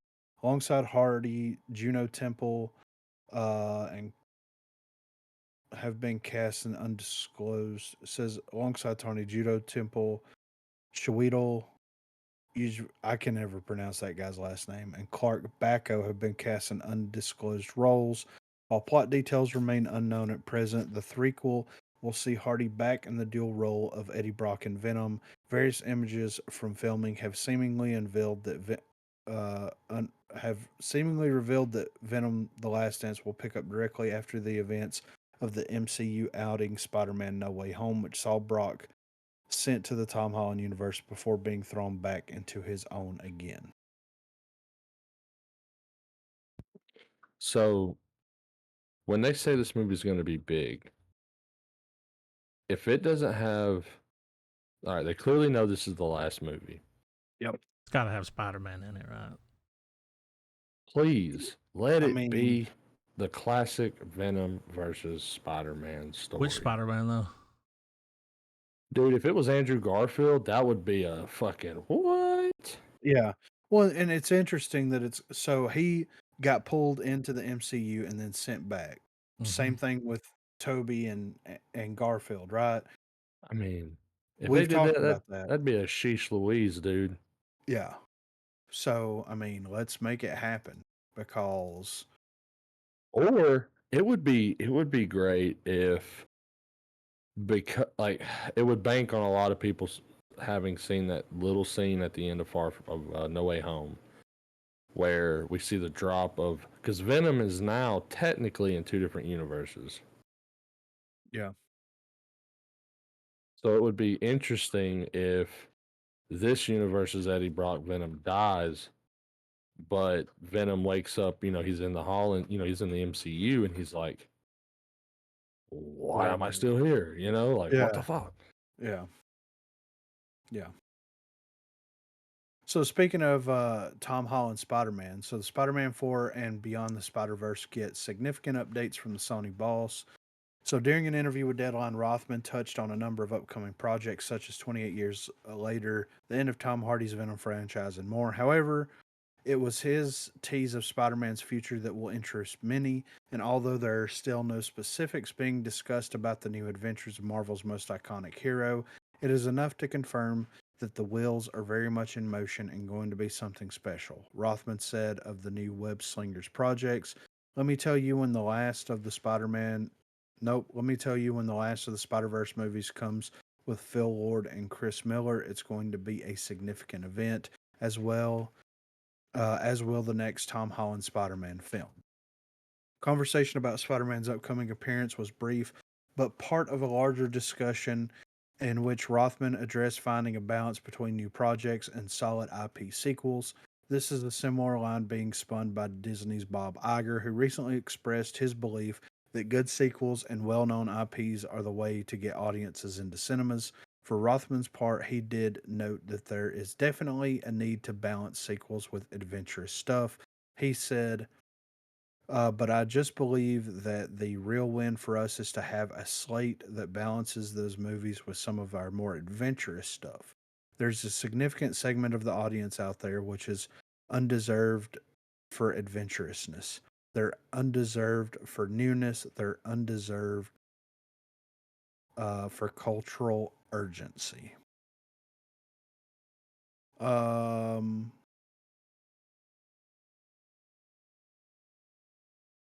He said, we have the best in the business working toward whatever the story might be, but until we've cracked it, we have a legacy to protect. The third movie was so special in so many ways that we need to. This is about Spider Man, Tom Holland. That we need to make sure that we do things right. This is the first time in this process that I've been part of the creative so early. It's just a process where I'm watching and learning. It's just a really fun stage for me. Like I said, everyone wants it to happen, but we want to make sure we're not overdoing something. I don't know if having him involved in like the creative process for Spider-Man's a good thing or not. You know what I mean? Yeah. But yeah, I mean, and that's the thing too. It's like we're finally getting to that point with movie studios and stuff where it's like we're only going to be getting, at least I feel, sequels to movies that have done well, and like potentially the crazy nonsense coming back to theaters. You know, like back in the day, you'd get some crazy random action flick that would release in theater that would be like, pretty decent. We Like haven't had Hardcore that in a Henry. while. Yeah, we haven't had that in a while. The Fall Guy. So Yeah. it Oh just yeah, dropped, almost made its money back, and now it's on what you call it. You can watch it. It's VOD. It's already up. I mean, on a business level, you couldn't ask for anything better than that, man. You get a return on your Well, investment, it, and it then made like 128 million of it's like 140, but I mean it'll make its because fucking money. I mean, but it's yeah, I mean, supposed to be I some imagine, silly action comedy. yeah, romance. I imagine Yeah. it's got to be there's got to be a net positive for being able to roll right into profits with streaming service. Like there's not because I'm sure there's some films that don't do well, but do make their budget back just through streaming revenue. But it still ain't quite what they were anticipating. But you know, A I'd lot of feel that pretty good about loss, being able to drop something like that. a lot of that loss comes from marketing, though. Yeah. And Oh with yeah. everything streaming, how do you market something now? Well, yeah, because it's like think about it too, and it's all who your parent company is. For Yeah, crying out loud, when the sequel trilogy of Star Wars films were dropping, we saw marketing on like fucking produce in the grocery store. Like they had Star yeah, Wars fucking apples. They did a lot of yeah, you marketing on that know? Fall Guy. yeah. I I think it saw was even a. in restaurants, Have you right? seen the Heineken commercial for Deadpool? No, I don't think So it's so. just a short commercial, but it's Wolverine walks up to Deadpool and he's like, "Not to," he goes to put his claws out, and it makes there's nothing comes out. And he's like, "What the fuck?"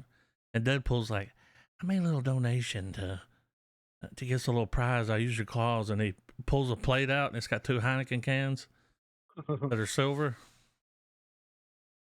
and I then mean, there you go. that's it. No telling how much they made for.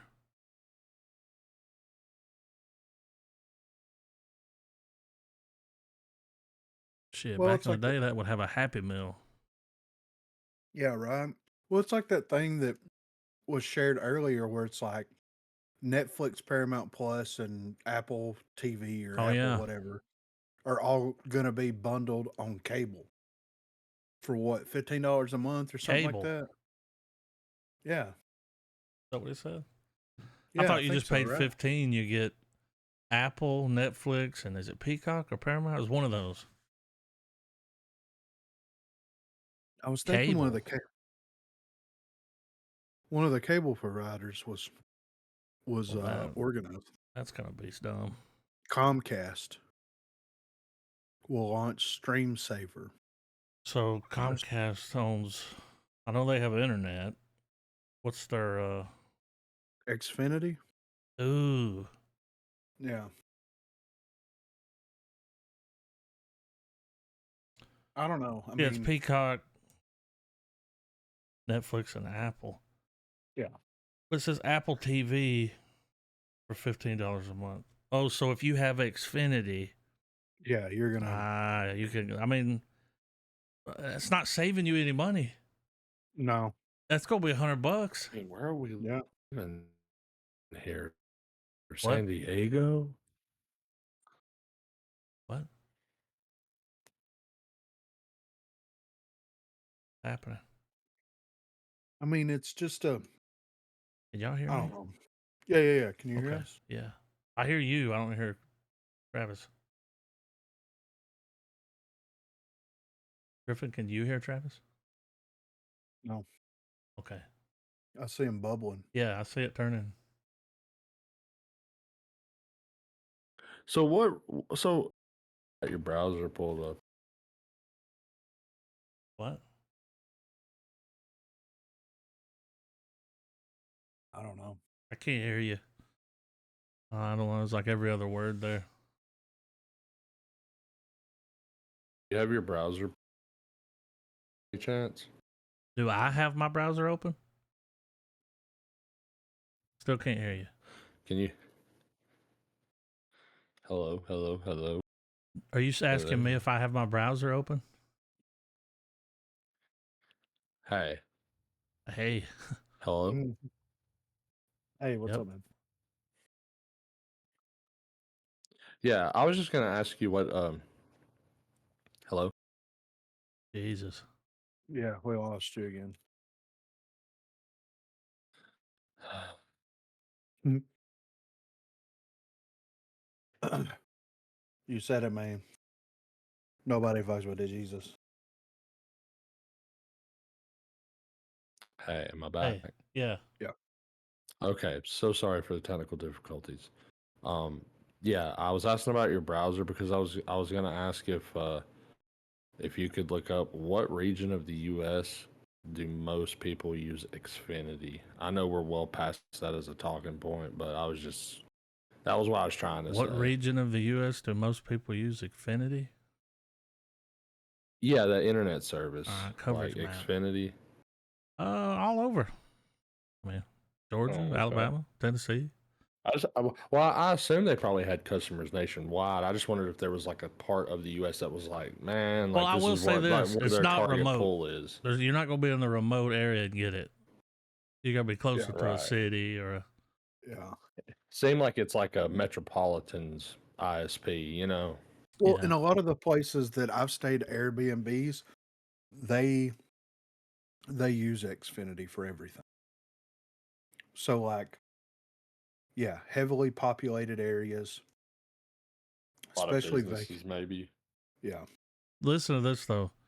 You get a 1.2 terabyte data cap. Oh All right. God. So if you want fiber, you get up to 10 gigabits per second. All right.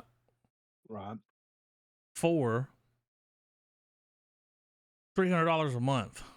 Holy Unlimited No, though, thank you. no data cap. So I'm paying for a real fiber connection like $90. Yeah. But I think that's bundled. You get TV, phone, Yeah. internet, it's all a bundle. You can't just get, but it's garbage. So I have a feeling when we start trying to watch these videos again, that that's going to happen. Where we can't hear you can't hear us. I will say, That if you're works. trying to open a if you're trying to do stuff in the background while using Discord, that's going to be a no-go. Because a web browser would eat up so much RAM. Chrome's like, we saw that you had some extra RAM available. Yum yum yum yum yum. But yeah, I'm ready for trailers. Whenever you guys are.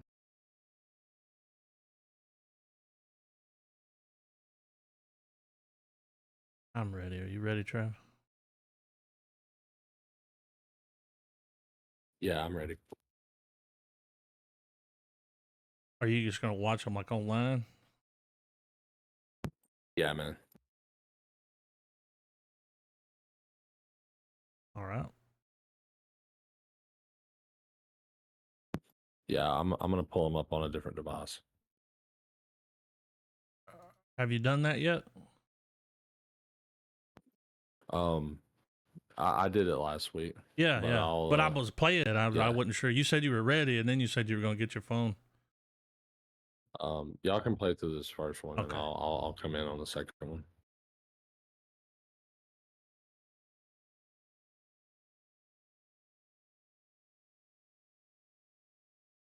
Griffin, have you ever been to a Renaissance fair?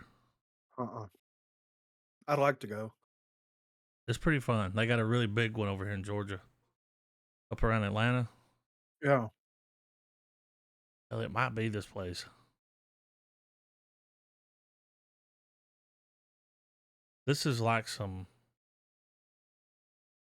Renaissance fair. Mm.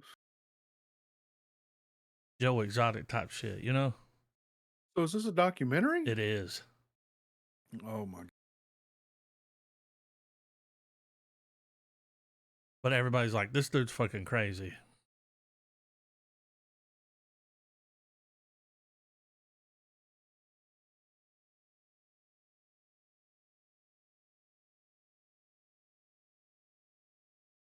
Did that say Lord of Corn?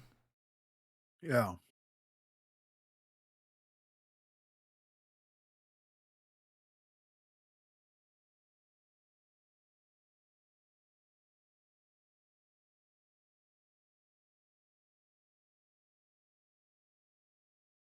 It's almost like it's a real kingdom that he's passing on, like a. This is ridiculous. Yeah. And all these people are fighting to.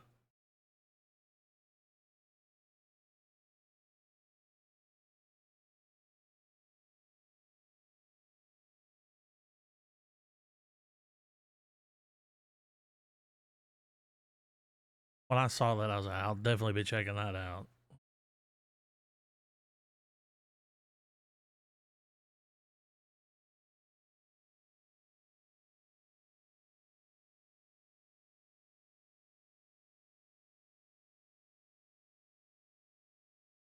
What? Did you see his shirt he was wearing? It had like the general pins and. Yeah. Yeah. Like, whoa. It's fucking wild, man. This just in before I get to the next one. 50 Cent has sold his Diddy documentary to Netflix after a massive bidding war. It's called Did He Do It? I mean, I'm gonna peep it. Why He was not? 50 Cent was putting out the on the horn like, "Lo, anybody's got any footage from any of this stuff, I'll pay top dollar." That was a month ago. Yeah. So I guess Oh, we we'll got a go. little Halle Berry action happening here. Yeah. They're playing. Yeah.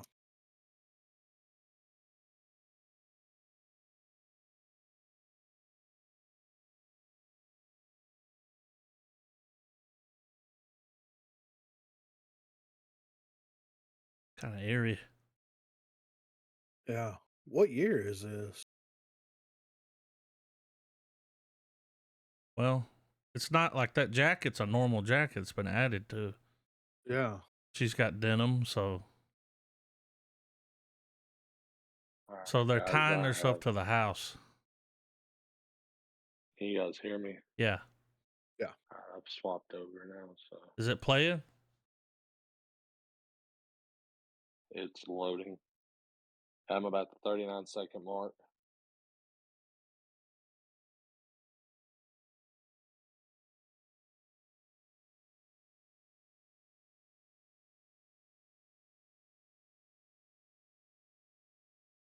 Well, Is get that your chick from rope. Westworld? Halle That's Berry? Halle Berry. Oh, it looks like the chick from Westworld. Kind of does.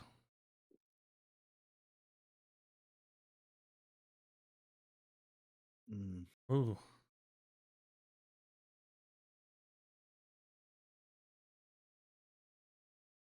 Why does he look like that?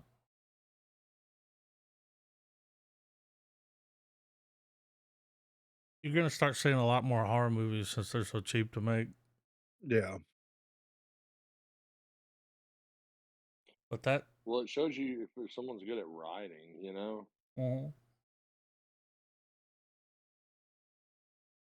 Did y'all say that was the thing from The Way of Water? Yeah.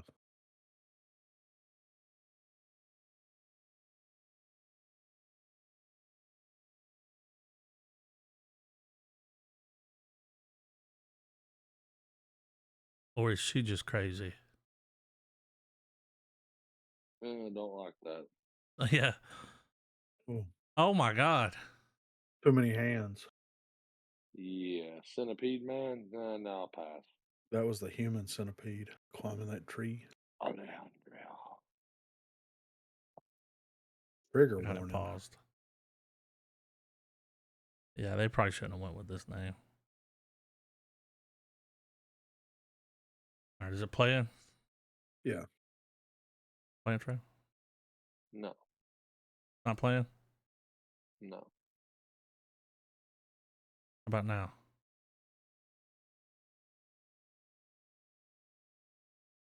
That's reconnecting. Okay. All right, now it's loaded. So 12 seconds. It's I know fine. this Don't worry about backing up. chick's name. Is that she, It's Alba? yeah, Jessica Alba, that's yeah. it. Yeah. She looks the same. She does. Uh, She still looks good. See how they isolate the vocals? Yeah. heard that. Give me Keanu Reeves trainer.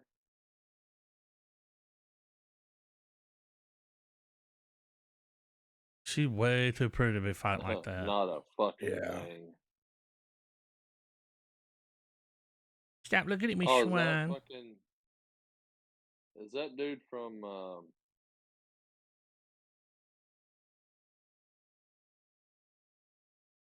that's dude from Ferris Bueller, I know. Dead Zone.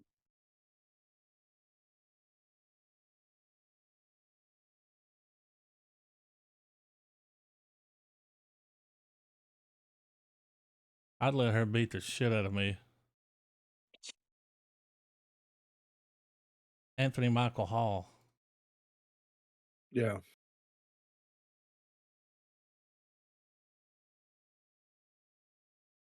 Interesting. I mean, it's good to see that she's taking the Bruce Willis approach. Yeah, You know? I got an ad. I'm the trailer's playing on my end. Back that up. Yeah. I keep hearing stuff about this Long Legs. Yeah. I have. Does it have Nick Cage in it? Yeah. Wonder if it's about a woman.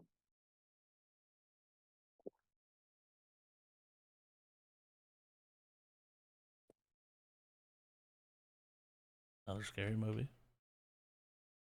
I think I'm having to reconnect.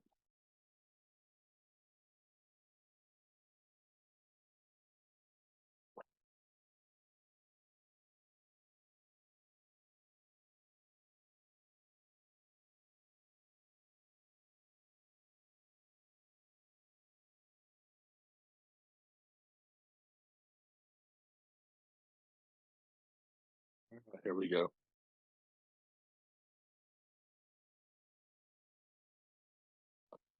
This is the story of a girl who Huh. cried a river and drowned the whole world.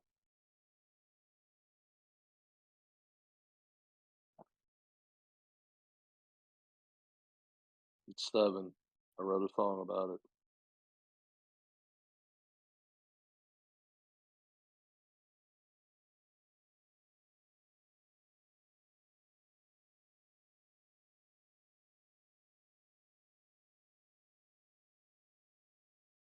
Hmm.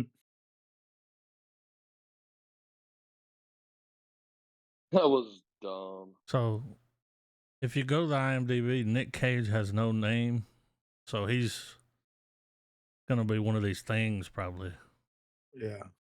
I think that might have been him talking.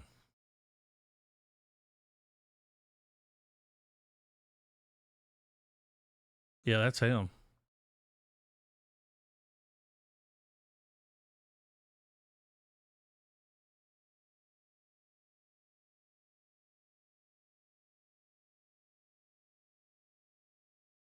Oh, he's gonna give a vocal performance of Oh yeah. of a lifetime.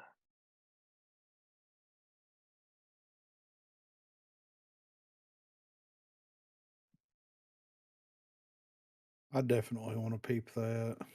It looks really good. Yeah, It's weird when it's coming out though. It is weird. E.T. does. What's that July the neon? Yeah. Kind of weird release date. I'm gonna pause it. No ad. No ad. Everybody's good. No, I'm good. I'm gonna have to reconnect. All right.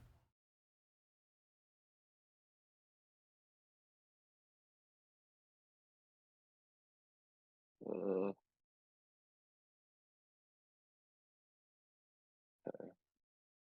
Jumping back in.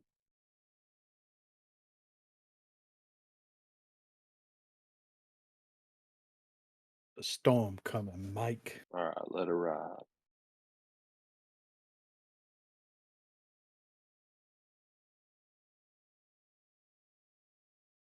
Just know we some old ass brothers.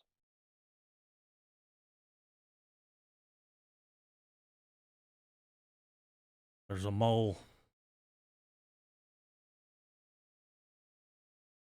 They got that motherfucker locked up like Hannibal Lecter. So it Hello, don't Will bite Smith. people. Yeah.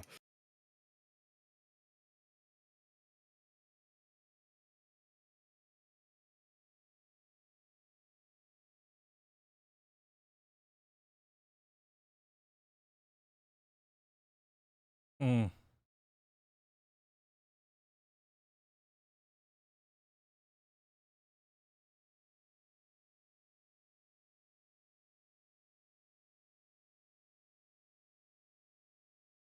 They just dodge RPG. Yeah. They sure did, Griffin. They Two sure of them. did.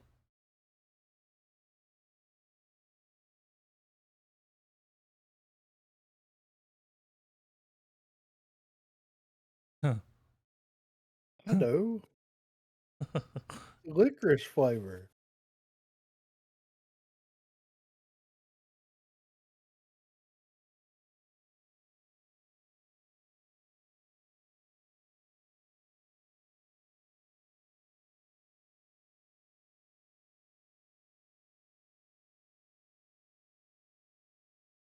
So is this part 4? I rebuke you. Yeah.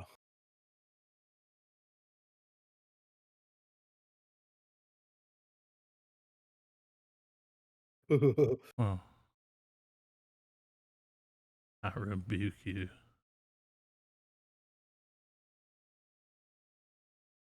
Surprised they're making another one. Prince money. Yep. Yeah, is this the Costner joint? Yeah, So I've seen where he got a 7-minute standing yeah. ovation. He cried. I mean, he had his best Colonel Sanders going on. I want to see it. Oh, I'm sure it's fucking Yeah. great.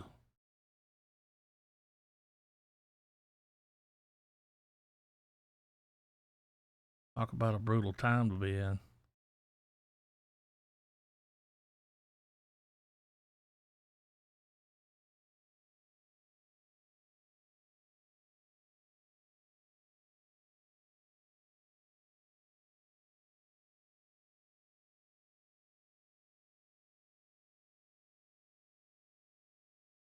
Look at that haircut. I mean, Oh, it's Owens in there. Yeah, Luke Wilson.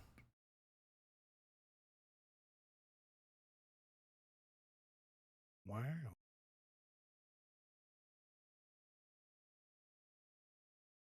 Oh, here we are.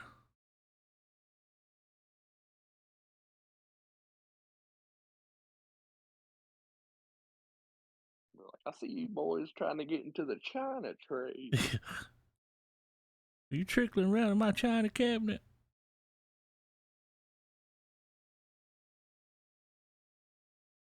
That's right. He did 2 of them. I wonder if they show both of them at Cannes.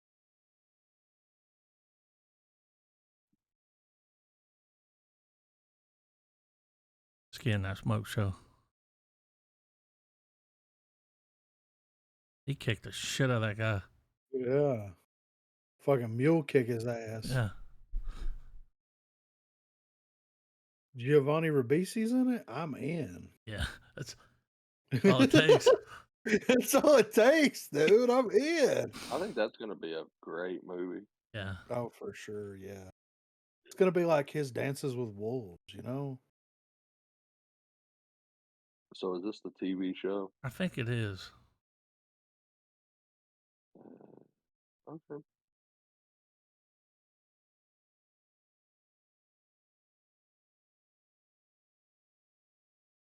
Look at them Benny Jesuits. Benny Jesuit.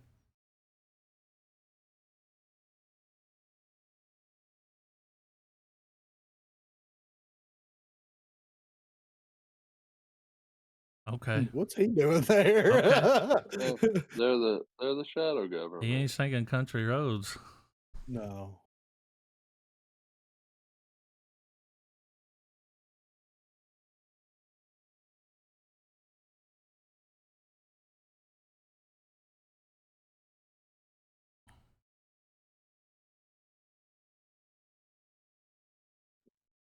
Her and that little boy.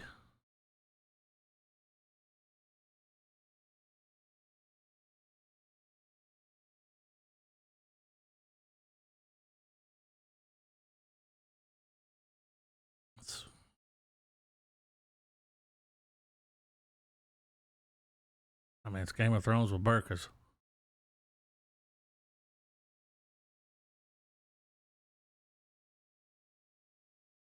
I think what I've learned from that last movie, and then probably from this, is that the sisterhood's the real villain.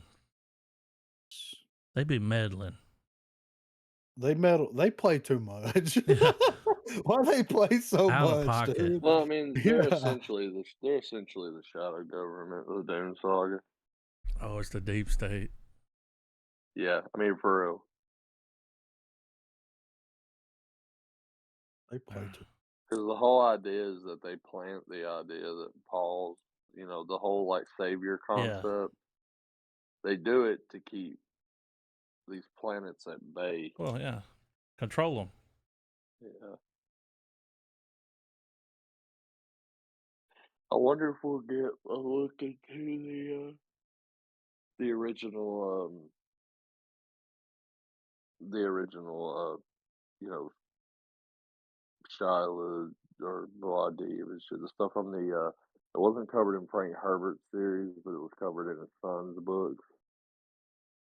There's some cool shit. It deals with like, all that good shit. But there's violence. Violence, violence, violence. The great houses came together to fight with guns. Hmm. What's a gun to a god? So serious he had to say it in English.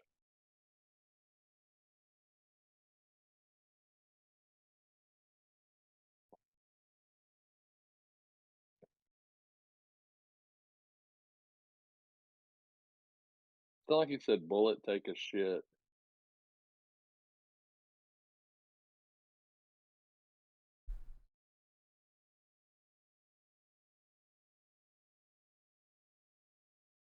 Hmm.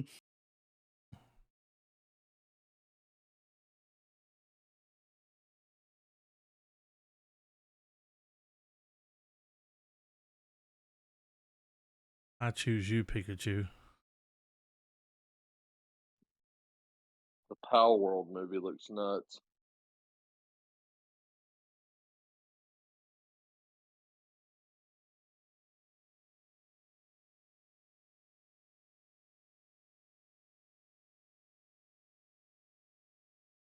Was that motherfucker wearing a Jason mask? A black one. He is. That's DLC, Jason. That is a swastika. I thought that's what he was talking about.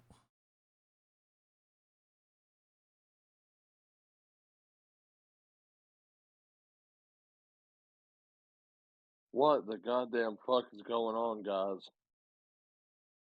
Violence. Yeah. Superpowers.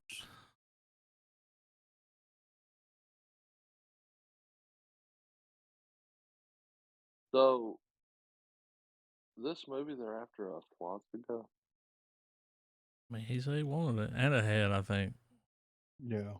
Like, are we about to find some like Indians that were like, we're down with Hitler?